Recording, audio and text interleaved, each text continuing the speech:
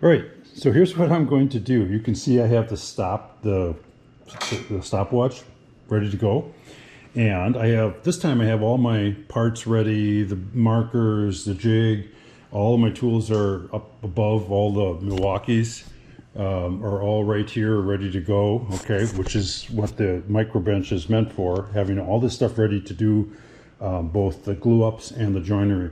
So I'm not sure how to click this. When I click start, and then that'll time how long in real time it takes to install one of these threaded tenons. All right, so where am I? All right, she started.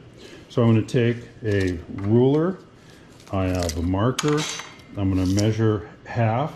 So half of 10.5 is 5 1/4. I'm making a line down there.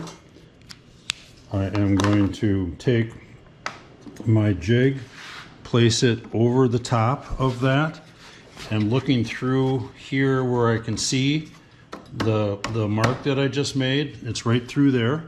I'm making sure that it's nice and tight, which it is.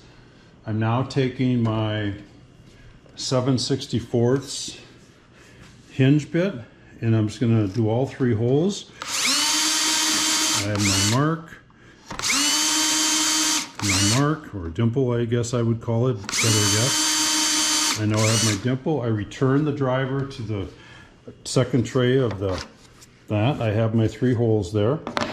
I like to use this particular type of bit for pre-drilling, especially in hardwood, for the screws.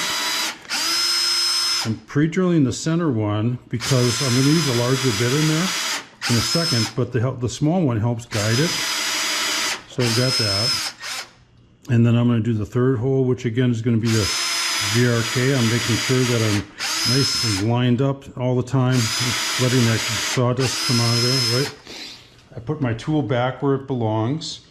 Then I take my 3/4 inch bit, because we have to do the center hole. I'm going to go in about 1 inch, nice and straight. No science to that other than about 1 inch is plenty.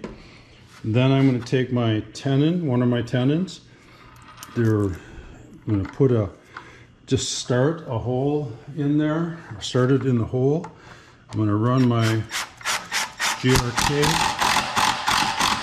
just to where it starts touching the shoulder. I still have a little bit of looseness to it, which is great, because that way when I put this one in, they're going to self-align based on the shoulder. It's self-aligning. Now I send that guy home, and my tenon is completely done. And it took 2 minutes and 25.57 seconds. If I was in a big rush, I could do it even faster, right? But that's how long it took to put a tenon on that end. And just to give you an idea of how significant that is it would take the same amount of time to put it on a beveled end. And that is huge. If you've been dealing with mortise and tenon, that is absolutely huge. The mortise is even going to be just as easy or easier yet. We'll deal with that on a separate one. But there you go.